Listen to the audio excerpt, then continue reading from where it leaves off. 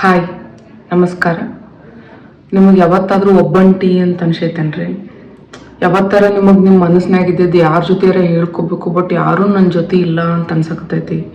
ಎಲ್ಲರಿಗೂ ಒಂದಲ್ಲ ಒಂದ್ಸಲ ಹಿಂಗೆ ಅನ್ಸೇ ಬಿಟ್ಟಿರ್ತೈತಿ.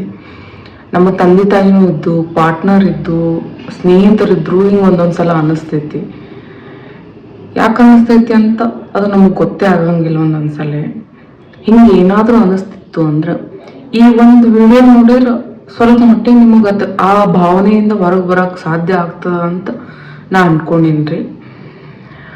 ಏನಪ್ಪ ಅಂತಂದ್ರೆ ನಮ್ಗೆ ಯಾವತ್ತಾದ್ರೂ ಒಬ್ಬಂಟಿ ಅಂತ ಅನಿಸ್ತಿರ್ತೈತಲ್ರಿ. ಯಾಕೆ ಅನಿಸ್ತದ ಅಂದ್ರೆ ನಮಗೆ ಹೇಳ್ಕೊಳಕ ನಮ್ಮ ಪೇರೆಂಟ್ಸ್ ಇರ್ತಾರಲ್ರಿ, ಅವ್ರು ಒಂದು ಸ್ವಲ್ಪ ಬೇರೆ ಬ್ಯಾಕ್ಗ್ರೌಂಡಿಂದ ಬಂದಿರ್ತಾರೆ.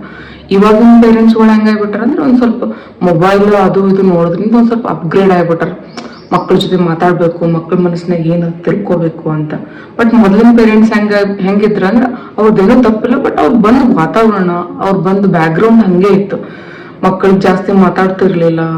ಆಮೇಲೆ ಏನಾಗೈತೆ ಅವ್ರ ಲೈಫ್ನಾಗ ಏನು ನಡೆದ ಅಂತ ಗೊತ್ತಾಗ್ತಿರ್ಲಿಲ್ಲ ಅವ್ರಿಗೆ. ಬಿಕಾಸ್ ಅವ್ರು ನಡ್ಕೊಂಡ್ಬಂದು ಹಾದಿನೇ ಹಂಗೆ ಇರ್ತಿತ್ತು. ಅದು ತಪ್ಪಲ್ಲ. ಬಟ್ ಇವಾಗ ಬಂದಿರೋ ಸೋಷಿಯಲ್ ಮೀಡಿಯಾದಿಂದ ಎಷ್ಟು ಡಿಸ್ಅಡ್ವಾಂಟೇಜ್ ಅದ, ಅದ್ರಷ್ಟು ಅಡ್ವಾಂಟೇಜ್ ಕೂಡ ಆಗೈತಿ. ನಮ್ಮ ಮಮ್ಮಿ ಅಂತೂ ಇಷ್ಟು ಅಪ್ಗ್ರೇಡ್ ಆಗ್ಯಾಳ ಸೋಷಿಯಲ್ ಮೀಡಿಯಾದೆಲ್ಲ ನೋಡಿ. ಇವಾಗೆಲ್ಲ ಅರ್ಥ ಮಾಡ್ಕೊಳಕ್ಬಿಟ್ಟಾಳ. ಮೊದ್ಲಷ್ಟು ಎಮೋಷ್ನಲ್ ಆಗಿ ಟಚ್ ಅನಿಸ್ತಿದ್ದಿಲ್ಲ. ಈಗೆಲ್ಲ ಅದನ್ನೆಲ್ಲ ನೋಡಿ ನನಗೆ ಅನ್ಸಾಕತ್ತೈತಿ ಚೇಂಜ್ ಆಗ್ಯಾಳ ಅಂತ.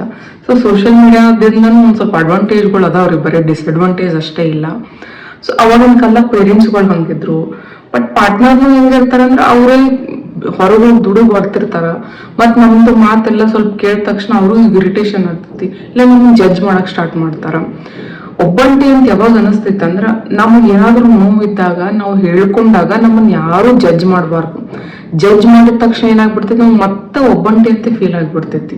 ಯಾರು ಯಾವಾಗ ಜಡ್ಜ್ ಮಾಡಲ್ಲ ಅವಾಗೇ ನಮಗ ಓ ನನಗೆ ನೋವಾಗೈತಿ, ಇವ್ರು ನನಗೆ ಸಮಾಧಾನ ಹೇಳಕತ್ತಾರ ಅಂತ ಫೀಲ್ ಆಗೋದು. ಬಟ್ ಯಾರು ಜಡ್ಜ್ ಮಾಡ್ಬೇಕಂತ ಮಾಡಲ್ಲ, ಯಾರು ಕೆಟ್ಟವ್ರು ಇರಲ್ಲ. ಡೀಪ್ ಡೌನ್ ಎಲ್ಲರೂ ಒಳ್ಳೆಯವರು ಇರ್ತಾರ. ಅವ್ರನ್ನ ಅದು ಒಂದು ಥಾಟ್ ಇಲ್ಲ, ನಮ್ಮ ಮೇಲಿರುವ ಒಂದು ಅಭಿಪ್ರಾಯದಿಂದ ಅವ್ರು ಕೆಟ್ಟವ್ರು ಅನ್ನಿಸ್ಕೋತಾರ ಹೊರತು ಯಾರೂ ಲೈಫಲ್ಲಿ ಕೆಟ್ಟವ್ರು ಇರೋದಿಲ್ಲ. ಅದೊಂದು ಆ ಟೈಮಲ್ಲಿ ಅಷ್ಟೇ ಅವ್ರು ಕೆಟ್ಟದಾಗಿ ವರ್ತಿಸಿರ್ತಾರ ಅಷ್ಟೇ. ಸೊ ಇವಾಗ ಒಬ್ಬಂಟಿತನದಿಂದ ಹೊರಗೆ ಹೆಂಗ್ ಬರಬೇಕು ಅಂತಂದ್ರೆ ಅದು ಬೇರೆ ಯಾರಿಂದನೂ ಸಾಧ್ಯ ಆಗಂಗಿಲ್ಲ. ನೀವು ಎಷ್ಟೇ ಮೋಟಿವೇಶನ್ ಸ್ಪೀಚ್ ಕೇಳಿದ್ರು ವರ್ಕ್ ಆಗಂಗಿಲ್ಲ. ನಿಮ್ಗೆ ಯಾರಾದ್ರೂ ಒಬ್ರು ಬೇಕೇ ನಿಮ್ಗೆ ಹೇಳ್ಕೊಳಕ. ನಾವ್ ಏನ್ ಮಾಡ್ಬಿಡ್ತೀವಿ, ಒಬ್ಬಂಟಿತನದಿಂದ ಹೊರಗೆ ಬರೋದಕ್ಕೆ ಈ ಲೆವೆಲ್ಗೆ ಆತುರರಾಗಿರ್ತೀವಲ್ಲ, ಯಾರಾದ್ರೂ ನಮ್ಗೊಂದು ಸ್ವಲ್ಪ ಕ್ಲೋಸ್ ಆದ ತಕ್ಷಣ ಏನ್ ಮಾಡ್ಬಿಡ್ತೀವಿ, ನಮ್ಮ ಮನಸ್ಸಿನಾಗಿರೋದನ್ನ ಎಲ್ಲ ಹೇಳ್ಬಿಡ್ತೀವಿ. ಅವ್ರು ಹೆಂಗ, ಅವ್ರದ್ದೇನು, ಅವ್ರ ನೇಚರ್ ಏನು, ಅದೇನು ಅರ್ಥನೇ ಮಾಡ್ಕೊಳಲ್ಲ.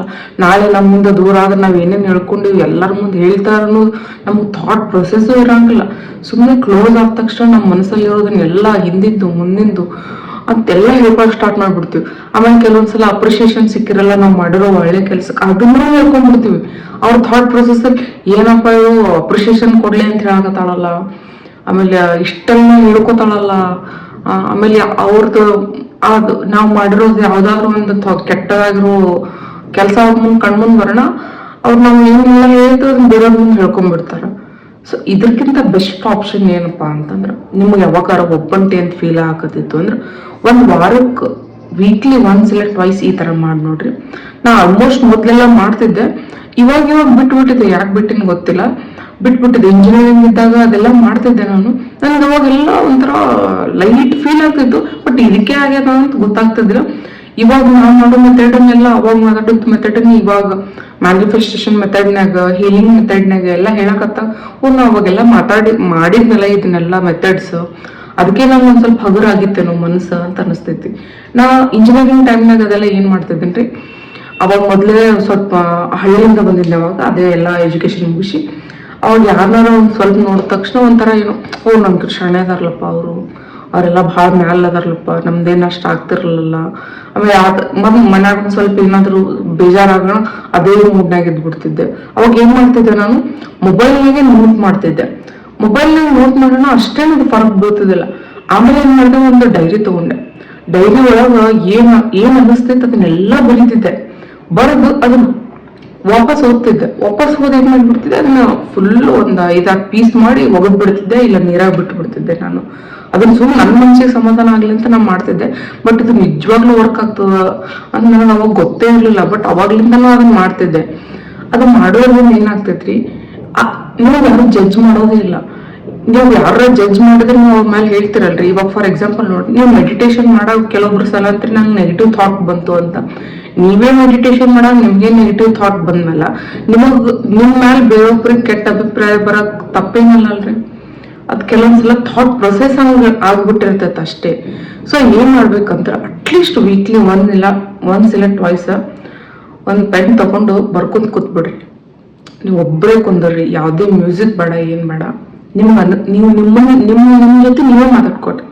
ಹೆಂಗೈತಿ ಜೀವನ, ಏನ್ ನಡ್ದೈತಿ, ಯಾವ ದಾರಿ ಒಳಗೆ ನಡಾಕತ್ತೀವಿ, ನಾವು ನಡ್ಯಾಕತ್ ದಾರಿ ಸರಿ ಐತೇನು, ನಮ್ಮಿಂದ ಯಾರ್ಯಾರ ನೋವಾಗಕತ್ತೈತೇನು, ನಾವು ಏನೇನು ಚೇಂಜ್ ಮಾಡ್ಕೋಬೇಕು, ನಮ್ಮ ಕೆರಿಯರ್ ಗ್ರೋತ್ ಹೆಂಗೆ ಗ್ರೋ ಮಾಡ್ಕೋಬೇಕು, ಎಲ್ಲೆಲ್ಲಿ ಹೊಂಟೈತಿ ಲೈಫು, ಇದೆಲ್ಲ ಮಾಡಕತ್ತಿ ಸರಿನಾ, ಎಷ್ಟು ಅಳೋದೈತ್ಲ ಬರ್ಕೋತ ಹತ್ತೂ ಬಿಡ್ರಿ. ಅಳು ಬಂದೈತೆ ಅಂದ್ರೆ ಅದೆಲ್ಲ ಮಾಡಿ ಆಮೇಲೆ ಅದನ್ನ ಓದಿದ್ಮೇಲೆ ನಿಮ್ಮನ್ನ ನೀವು ಜಡ್ಜ್ ಮಾಡ್ಕೋಬೇಡ್ರಿ. ನಾ ಇಷ್ಟು ಕೆಟ್ಟೋಳ, ಇಷ್ಟು ಸೆಲ್ಫಿಶ್ ಅಂತ ಏನೂ ಮಾಡ್ಬೇಡ್ರಿ.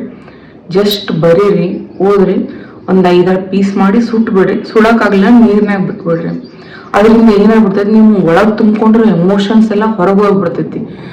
ಅದು ಆ ಎನರ್ಜಿ ಬುಕ್ ಒಳಗೆ ಬಂದು ನಿಮ್ ಪೆನ್ನಿಂದ ಎನರ್ಜಿ ಹೊರಗೆ ಹೋಗ್ಬಿಡ್ತೈತಿ. ಯೂನಿವರ್ಸಿಟಿ ನೀವು ಹೊರಗೆ ಬಿಟ್ಟು ಬಿಡ್ತೀರ. ಅದನ್ನ ಒಂದು ನೀರೊಳಗೆ ಬೆಂಕಿ ಹೆಚ್ಚಿ ಗಾಳಿ ಒಳಗೆ ಬಿಟ್ಬಿಟ್ರೆ ಅದು ನೀವು ಹೊತ್ಕೊಂಡು ಕೂತಿರೋ ಒಂದು ಹೆವಿ ಎನರ್ಜಿನ ಹೊರಗೆ ಬಿಟ್ಟಂಗೆ ಆಗ್ಬಿಡ್ತೈತಿ.